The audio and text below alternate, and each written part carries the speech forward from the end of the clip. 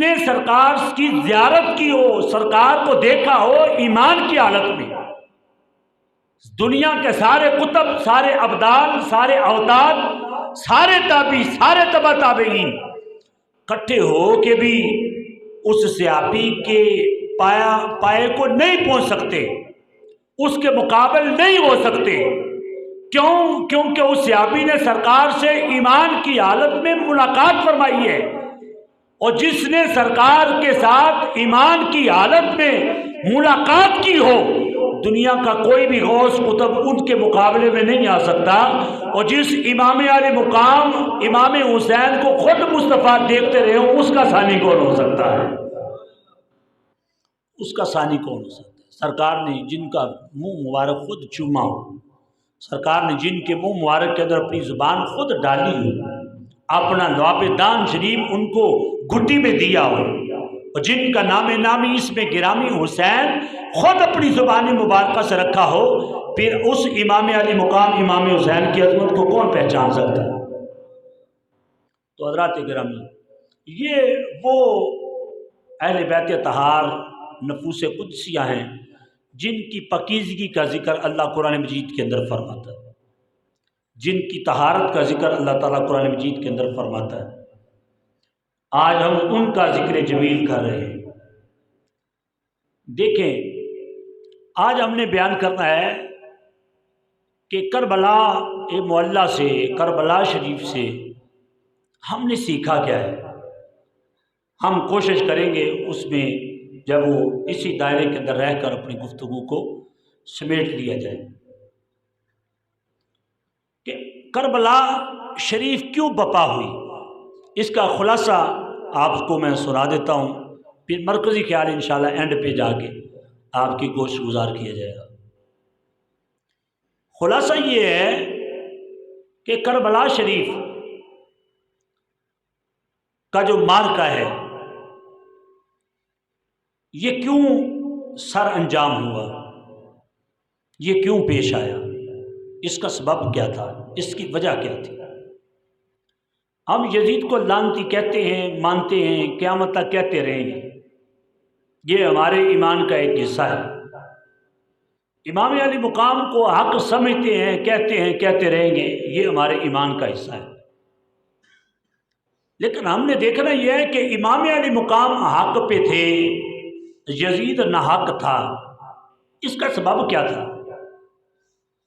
اس ہم سبب کی طرف نہیں جاتے، اس فلسفے کو ہم سمجھنے کی کوشش نہیں کرتے۔ 10 محرم کو سبیلیں بھی لگ جاتی ہیں، کھچڑے بھی پک جاتے ہیں، صدقہ خیرات بھی کیا جاتا ہے، اچھی بات ہے، لیکن جب وہ جو بھی عمل کیا جائے اس کے فلسفے کو سمجھ کر کیا جائے تو زیادہ اجر ہوتا ہے، اس کا زیادہ فائدہ ہوتا ہے امت کو۔ امام علی مقام امام حسین رضی اللہ تعالیٰ عنہ یزید کے مقابلے میں کیوں آئے؟ سب سے بڑی اور اہم بات یہ ہے، امام علی مقام امام حسین یزید کو اس لیے تسلیم نہیں کرتے تھے کہ وہ اللہ کی حدود کو پھلانگنے والا تھا، وہ حدود اللہ کو پھلانگنے والا تھا، وہ فاسق تھا، وہ فاجر تھا، وہ شرابی تھا۔ یہی ایک سبب تھا جس کے سبب سے امام علی مقام امام حسین رضی اللہ تعالی عنہ نے فرمایا کہ میں اس فاسق اور فاجر کے ہاتھ پہ بیعت نہیں کر سکتا۔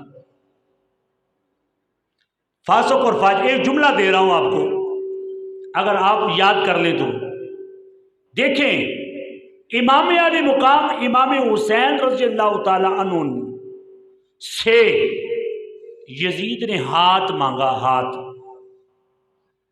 بیعت مانگی کہ آپ اپنا ہاتھ دے دیں میرے ہاتھوں پہ، بچ جائیں گے، آپ کو بھی چھوڑ دیں گے، بچوں کو بھی چھوڑ دیں گے، وظیفہ بھی بڑا مقرر کر دیں گے، ہو سکتا ہے کسی علاقے کا گورنر بھی آپ کو بنا دیں، جاؤ جلال بھی آپ کا ایسے ہی رہے گا، روب اور دبدبا بھی آپ کا ایسے ہی رہے گا، آستانہ مدینہ شریف گنبد خضرا شریف کے آپ سجادہ نشین بھی رہیں گے، ہاتھ میں ہاتھ دے دو۔ لیکن امام علی مقام امام حسین نے یزید کے ہاتھ میں ہاتھ نہیں دیا۔ ہاتھ میں ہاتھ نہیں دیا. آج ہماری کیفیت بڑی عجیب ہے, آج ہماری حالت بڑی نازک ہے. امام علی مقام نے اس طریقے جدید کے ہاتھ میں ہاتھ نہیں دیا کہ وہ فاسق ہے, فاجر ہے, وہ شرابی ہے, وہ زانی ہے, وہ حدود اللہ کو پھلانگنے والا ہے, قرآن و حدیث کا وہ باغی ہے. اس لیے امام علی مقام نے ہاتھ میں ہاتھ نہیں دیا, بیعت نہیں کی. آج ہماری حالت کیا ہے؟ ایک نالی کے پیچھے لٹیروں کو ووٹ دے دیتے ہیں. ووٹ دینا ایک بیعت ہے, ووٹ دینا ہاتھ میں ہاتھ دینے کی مترادف ہے. ووٹ کے ذریعے سے ہی, ووٹ کی طاقت سے ہی وہ پارلیمنٹ کے اندر آ کر, اور ہماری پارلیمنٹ جو مسجد سے بھی زیادہ مقدس جگہ ہے, وہاں پر کھڑے ہو کر جھوٹ طوفان بولتے ہیں, ایک دوسرے پر بہتان تراشیاں ہوتی ہیں. ہم ایک نالی اور کھالی کی خاطر, ایک گلی کی خاطر, یا اپنے بچے کو کہیں نوکری لگانا ہو اس عارضی نوکری کی خاطر, ہم فاسق فاجر لٹیروں کو اپنا قائد مان لیتے ہیں کہ یہی ہمارے بڑے ہیں جی, بس انہی کے ہاتھ میں ہم نے ہاتھ دے دیا ہے. امام علی مقام امام حسین رضی اللہ تعالیٰ عنہ کی سیرت سے کیا پتہ چلا؟ فرمایا تم نے فاسق فاجر لٹیرے کے ہاتھ پہ ہاتھ نہیں دینا, ہاتھ نہیں دینا, گردن کٹتی ہے تو کٹ جائے, اس کی پرواہ نہیں کرنا. یہ ہے امام علی مقام امام حسین رضی اللہ تعالیٰ عنہ کی شہادت کا خلاصہ, کہ امام صاحب نے جان دے دی, سر کٹا دیا, لیکن فاسق اور فاجر کے ہاتھ میں بیعت نہیں کی, فاسق اور فاجر کے ہاتھ میں بیعت نہیں کی. اور آج ہماری سیاست تو دور کی بات, مذہب کے معاملے میں بھی ہم اتنے نازک ہیں, مذہبی معاملے میں بھی اتنے نازک ہیں. اس پیر کے ہاتھ میں ہاتھ دے دیتے ہیں جس کو وضو کے فرائض کا پتہ نہیں, اس پیر کے ہاتھ میں ہاتھ دے دیتے ہیں جس کو غسل کے فرائض کا پتہ نہیں ہے. ہمارا ابا فوت ہو جائے تو وہ ہمارے ابے کی فاتحہ کے لیے دعا کرنے کے لیے اس کے پاس الفاظ نہیں ہوتے, دعا کرنی نہیں آتی. ہم ایسے پیر کے ہاتھ میں ہاتھ دے دیتے. تو لہذا جو ہے وہ دینی معاملے میں بھی ہم ایسے ہی ہیں, اور دنیاوی معاملے میں بھی ہم ایسے ہی ہیں. امام صاحب امام علی مقام امام حسین رضی اللہ تعالیٰ نے ہمیں دونوں طریقے بتائے. فرمایا میرے جو ابا جان ہیں مولا مشکل کشا حیدر قرار, وہ شریعت کے پابند ہیں, میں نے ان کے ہاتھ میں ہاتھ دیا ہے جو میری شرعی بیعت ہے, دینی بیعت ہے. اور جو سیاسی بیعت لینے کے لیے یزید آیا ہے, سیاسی بیعت بھی اس کی نہیں ہوگی کیونکہ یہ فاسق اور فاجر ہے. سیاسی بیعت بھی نہیں کی کیونکہ وہ فاسق تھا, فاجر تھا. اس کا یہی سبب تھا نا. ہم رو لیتے ہیں, کھچڑے پکا لیتے ہیں, نیازیں دے لیتے ہیں. ہم نے کبھی غور و فکر کیا ہے کہ انہوں نے یہ کام کیوں کیا؟ یہ بقائے دین کے لیے کیا ہے, تاکہ امت کو پتہ چلے کہ ہم نے کبھی بھی نہ سیاسی طور پہ نہ مذہبی طور پہ کسی بدبخت فاسق اور فاجر کے ہاتھ پہ ہاتھ نہیں دینا ہے. فاسق کو فاجر کو ہم نے کبھی بھی اپنا قائد نہیں ماننا ہے. جتنا مرضی قرآن پڑھے, جتنی مرضی حدیثیں پڑھے, جو ہے ہی فاسق. دیکھیں نا, ہم جو ہے وہ جب ماننے پہ آتے ہیں انتہائی فاسق اور فاجر کو اپنا لیڈر مان لیتے ہیں. نہیں ماننے پہ آتے, حافظ قرآن ہو, عالم دین ہو, اس کی داڑھی تھوڑی سی چھوٹی ہو, تو ہم کہتے ہیں ہماری اس کے پیچھے تو نماز ہی نہیں ہوتی کیونکہ اس کی داڑھی چھوٹی ہے. نہیں مانتے تو ہم اس قدر نہیں مانتے کہ وہ حافظ بھی ہے, قاری بھی ہے, عالم بھی ہے, اس کے پیچھے نماز ہم اس وجہ سے نہیں پڑھ رہے کہ اس کی داڑھی چھوٹی ہے, یا اس کے گٹے ننگے نہیں ہوتے, یا اس کو دعا کرنے کا طریقہ نہیں آتا. تو جب ہم نہ ماننے پہ آئے تو ہم اس طرح یہاں تک ہماری کیفیت چلی جاتی ہے. جب ماننے پہ آتے ہیں تو زانیوں کو, شرابیوں کو, لٹیروں کو, چوروں کو ہم کہنے لگ دیتے ہیں یہ ہمارے قائد ہیں. ہماری عجیب سی درنگی ہے, عجیب سی ہماری کسوٹی ہے, عجیب سا ہمارا ایک دائرہ ہے. اس دائرے کو ہم نے سمجھ رکھا ہے کہ یہی فلاح ہے، یہی کامیابی ہے۔ حالانکہ فلاح اور کامیابی وہی ہے جس راستے پہ امام علی مقام چلے ہیں، اسی راستے پہ اگر آج بھی ہم قائم رہیں گے، سمجھ لو آج بھی ہمارے ہاتھ میں فلاح ہے، کامیابی ہے۔ اگر ہم اس راستے پہ نہیں ہیں تو ہمارے ہاتھ میں ناکامی ہے۔ اور وجہ آپ کے سامنے ہے، سارے حالات آپ کے سامنے ہیں، جو ملکی حالات ہیں، جو پورے جب اسلامی ممالک کے جو حالات ہیں، جو مسلمان کے ساتھ آج ہو رہا ہے، وہ سارے حالات سب کے سامنے ہیں۔ وجہ کیا ہے؟ کہ وجہ یہ ہے کہ امت نے نواسہ رسول امام علی مقام امام حسین کی اسوہ پہ چلنا چھوڑ دیا ہے۔ حق بات کے لیے اٹھتے ہی نہیں، حق بات کہنے کے لیے ہماری زبان کھلتی نہیں ہے، حق بیانی کے لیے ہمارے قدم چلتے نہیں ہیں، تو لہذا پھر ہماری کیفیت یہی بنتی چلی جائے گی۔ یہ فلسفہ ہے اور یہ مرکزی خیال ہے، جو خلاصہ ہے امام علی مقام امام حسین کی شہادت کا۔ ہمارے معاملات تو شہادت کے بعد شروع ہو رہے ہیں۔ یہ شہادت ہوئی کیوں، ہم اس کے اوپر غور نہیں کر رہے، پوری امت اس کے اوپر غور نہیں کر رہی۔ پوری امت، خواہ وہ روافض ہوں، خواہ وہ خوارج ہوں، خواہ وہ اہل سنت ہوں، کوئی بھی اس بات پہ غور و فکر کرنے کے لیے تیار نہیں ہے کہ امام علی مقام نے اپنے ننھے شہزادے علی اصغر کو کیوں قربان کیا تھا، اس کا سبب کیا تھا۔ آپ نے اپنے جوان سالہ بیٹے علی اکبر کی شہادت کیوں پیش کی تھی، اونو محمد اپنے بانجے کیوں قربان کیے تھے، اپنے بھائی عباس کے بازو کیوں کٹوائے تھے، کیوں جو ہے وہ اپنا سر تن سے جدا کروایا تھا۔ اس کا سبب تھا کہ وہ فاسق اور فاجر تھا، کہ فاسق اور فاجر کے ہاتھ میں بیعت نہ کرنا منظور ہے، گردن کٹتی ہے تو کٹ جائے، جان جاتی ہے تو چلی جائے۔ آج ہم تھوڑے سے دبدبے کے لیے، تھوڑے سے مفاد کے لیے، عارضی مفاد کے لیے، بالکل تھوڑے سے مفاد کے لیے ہم کسی کے ہاتھ میں ہاتھ دے دیتے ہیں۔ تو ہمارے لیے یہ درس ہے، درس عبرت ہے۔ ہم نے غور و فکر کرنا ہے، ہم نے اسی راہ پہ چلنا ہے جو راہ امام علی مقام امام حسین نے ہمیں دکھائی ہے۔ اگر آج بھی امت اسی راہ پہ چل پڑے گی، ہمیں کھویا ہوا وقار مل جائے گا، وگرنہ اسی طرح ذلیل و رسوا ہوتی رہے گی ساری امت کا یہی معاملات رہیں گے۔ تو حضرات محترم، نبی اکرم نور مجسم صلی اللہ علیہ وسلم کے گھرانے کی یہ شان، یہ عظمت ہے کہ اللہ تبارک و تعالیٰ نے ان کو ہر قسم کی نجاست سے پاکیزہ فرمایا۔ یہ ہر قسم کی نجاست سے، فاسق اور فاجر کی بیعت نہیں کرتے، نہ یہ شرعی بیعت کرتے ہیں، مذہبی بیعت کرتے ہیں، نہ یہ سیاسی بیعت کرتے ہیں، ہر طرح کی بیعت کا یہ بائیکاٹ کرتے ہیں، کیونکہ اللہ نے ان کو ازلی پاکیزہ بنایا ہے، صاف ستھرا بنایا ہے، یہ پاکیزہ ہیں، ازلی ستھرے۔ اللہ اللہ نبی کا گھرانہ،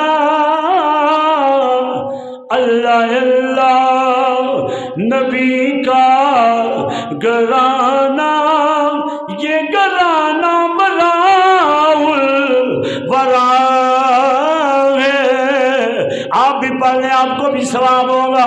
سرکار کی اہل بیت کا ذکر کریں گے، سرکار کے گھرانے کا ذکر کریں گے، گناہ معاف ہو جائیں گے۔ سرکار کے گھرانے کا ذکر کریں گے، اللہ تعالیٰ اس گھرانے سے ہمیں فیض نصیب کرے گا۔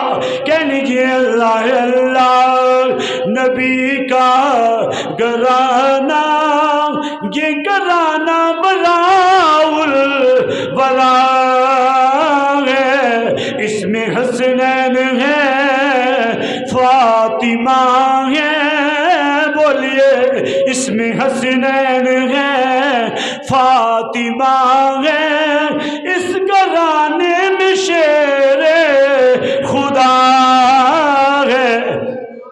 اللہ اللہ نبی کا گھرانہ، یہ گھرانہ براء الورا ہے، اس میں حسنین ہے، فاطمہ ہے، اس گھرانے میں مشکل کشا ہے۔ تو حضرات گرامی امام علی بخار امام حسین رضی اللہ تعالیٰ عنہ آپ نے کربلا کے میدان کے اندر اپنے سارے بچوں کو قربان فرما دیا۔ کہیں علی اکبر کی لاش تڑپی، کہیں علی اصغر کی کا بچپن تڑپا، کبھی اونو محمد کی قربانیاں دی، کبھی عباس علمدار نے اپنے بازو کٹوائے، کبھی ابو بکر بن علی قربان ہوئے، کبھی عثمان بن علی قربان ہوئے، کبھی عمر بن علی قربان ہوئے۔ تو حضرات گرامی یہ معاملات چلتے رہے۔ حضرت امام علی مقام نے جام شہادت نوش فرما لیا۔ ظالم کوفیوں نے امام علی مقام کے سر مبارک کو نیزے کی نوک پہ لٹکا دیا۔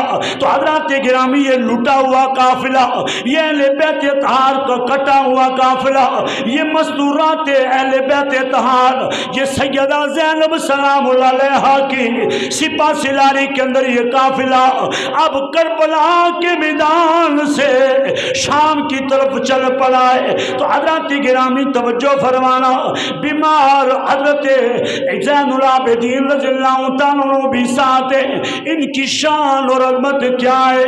اللہ تعالیٰ قرآن پاک میں فرماتا ہے، فرمایا وَيُطْعِمُونَ الطَّعَامَ عَلَىٰ حُبِّهِ مِسْكِينًا وَيَتِيمًا وَأَسِيرًا۔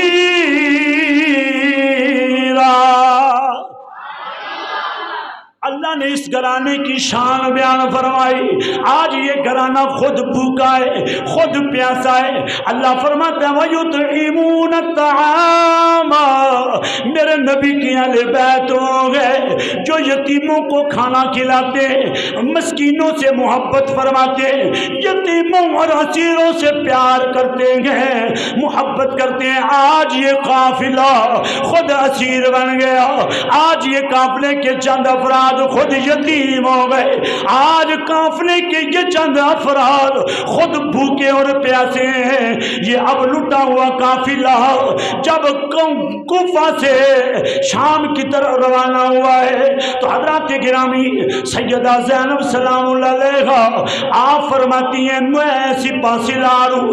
حضرت گرامی تو حضرات گرامی یہ قافلہ چلتے چلتے جب موصل میں پہنچا، موصل کے اندر ایک موصل سے جب گزرا تھا ایک 70 سال کا بوڑھا حضرت امام زین العابدین سے ملا۔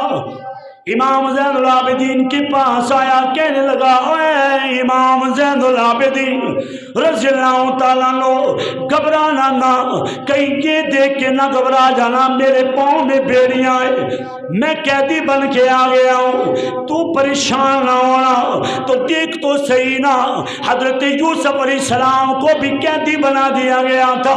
ایک وقت تھا حضرت یوسف علیہ السلام بھی قیدی بن کے جیلوں کے اندر رہے، کئی سالوں تک جیلیں کاٹی۔ پریشان نہ ہونا، دین کی راہ پہ چلے پریشانیاں آیا کرتی ہے، بیڑیاں دیکھ کے پریشان نہ ہو جانا۔ تو حضرات گرامی امام زین العابدین رضی اللہ تعالیٰ عنہ جب آپ نے جملے سنے فرمایا بابا تیری بات ٹھیک ہے، حضرت یوسف کو بھی قید میں ڈالا گیا، میں بھی قیدی بنا دیا گیا ہوں، لیکن بابا سن، میری قید میں اور یوسف علیہ السلام کی قید میں بڑا فرق ہے۔ میری قید میں اور یوسف علیہ السلام کی قید میں بڑا فرق ہے۔ حضرت امام زین العابدین بولے، امام حضرت گرامی سلطان العارفین محمد بخش رحمت اللہ علیہ تعالی آپ فرمائیں گے، امام زین العابدین نے فرمایا ہوگا بابا سن، قید یوسف دی تے قید عبد دی، اس وچ فرق ہزار،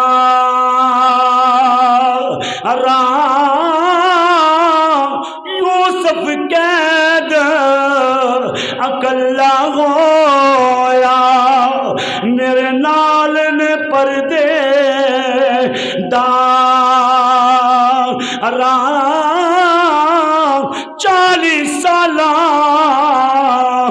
پچھو یوسف مل پیا باپ تے بھائیاں پر روز قیامت تکر حسین دے گیا جدائیاں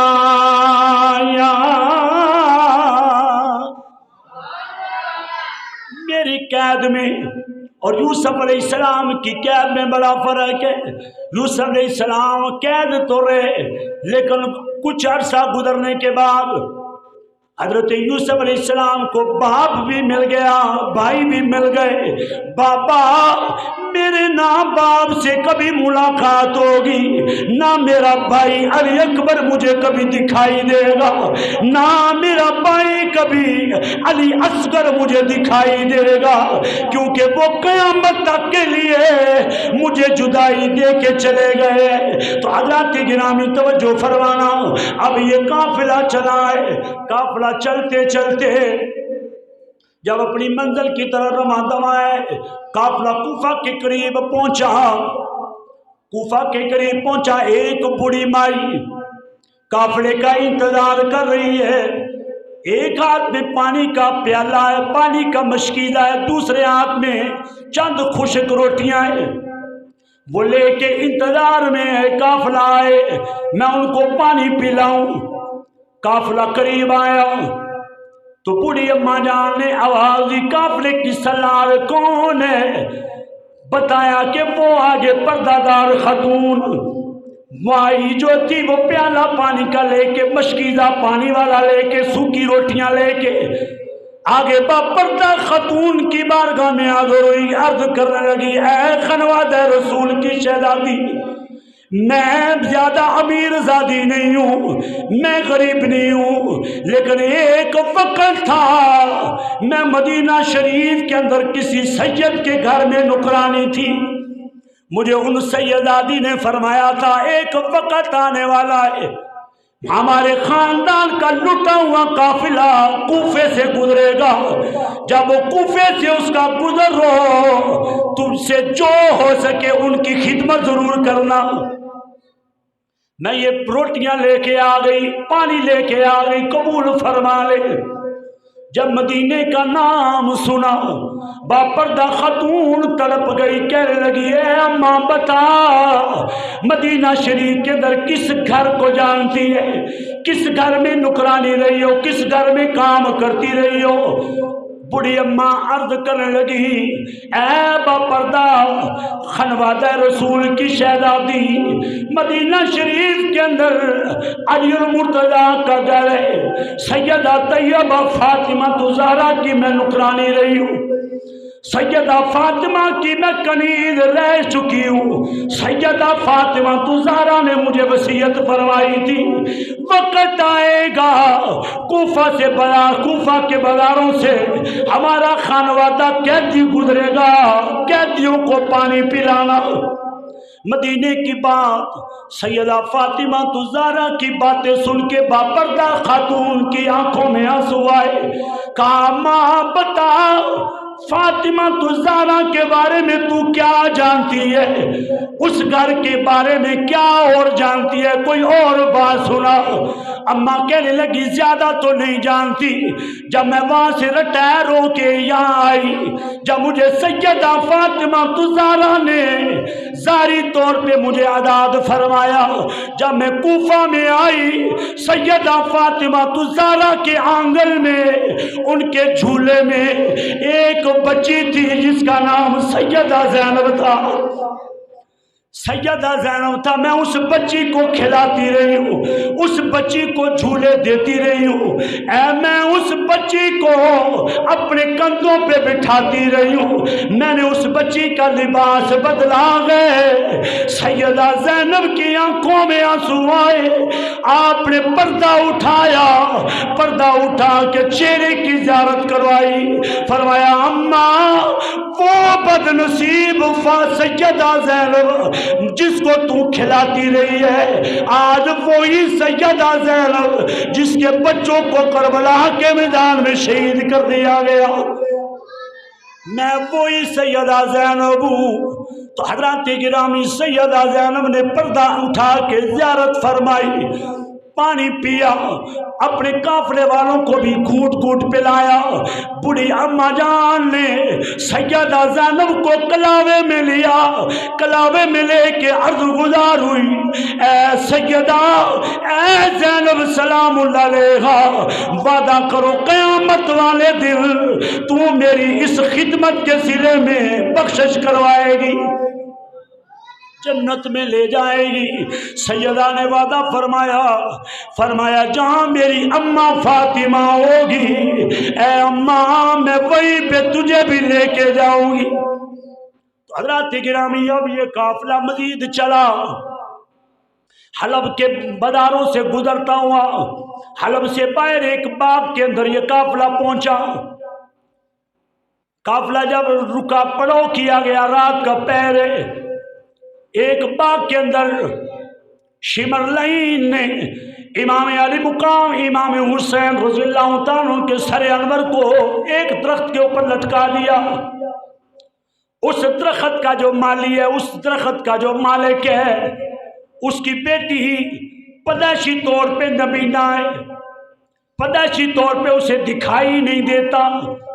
اب باپ کہنے لگا، بیٹی میں حلب اپنے گھر جاتا ہوں، تیرے لیے اور اپنے لیے کھانا لے کے آتا ہوں، گھبرانا نہیں، یہی بیٹھی رہو، جب تمہیں کوئی خدشہ لائق ہو، کوئی چیز آ گئی ہے، کسی کے قدموں کی یاد، کسی کی آواز سنو تو کہنا یا حفیظ یا امان، یا حفیظ یا امان، یہ لفظ دہرانا، اللہ تعالیٰ تیری حفاظت فرمائے گا۔ باپ کہہ کے چلا گیا، سر حسین اس باغ کے اندر لٹکا دیا گیا، درخت کے اوپر لٹکایا۔ میرے امام علی مقام امام حسین رضی اللہ تعالیٰ عنہ کے سر انور سے قرآن شریف کی تلاوت کی آوازیں آنے لگی۔ اس بچی نے پڑھا یا حفیظ یا امان، یا حفیظ یا امان، آواز مزید بلند ہوئی، قرآن شریف کی تلاوت بڑھنے لگی، بچی کی آواز بھی بلند ہونے لگی، یا حفیظ یا امان، اے اللہ میری حفاظت فرما، مجھے امان عطا فرما۔ سر حسین سے آواز آئی، یہ سر حسین ہے، حضرت محمد مصطفیٰ کے نواسے کا سر ہے، اے بیٹی آج مانگ، جو مانگو گی تجھے عطا کیا جائے گا۔ بچی کہنے لگی، یہ کوئی برگزیدہ ہے، حضور کا نام لے رہا ہے، حضور کا نواسا ہے۔ تو آپ بچی عرض کرنے لگی، اگر یہ آواز سچ ہے، یہ آواز حق ہے، قرآن کی تلاوت کی جا رہی ہے، یہ اگر حق ہے، اے پروردگار عالم، میں تیرے نواسے کے صدقے سے دعا کرتی ہوں، میری بنائی واپس عطا فرما دے، میں اپنے ابا جان کا چہرہ دیکھوں، میں بھی تو دیکھوں، امام علی مقام کا سر انور ہمارے باغ میں آیا، میں اس سر انور کی زیارت کروں۔ سر حسین سے خون کا ایک قطرہ گرا، اس بچی کے جیسے ہی سر پہ گرا ہے، اللہ نے بچی کو آنکھیں عطا فرما دی ہے، بچی کو اللہ تعالیٰ نے وہ آنکھیں عطا۔ اب بچی کا والد جب باغ میں تشریف لائے تو دیکھا کہ بچی پہلے نبینا تھی، اب اللہ تعالیٰ نے اس کو آنکھیں عطا فرما دی۔ پوچھا بیٹا تجھے آنکھیں کہاں سے ملی؟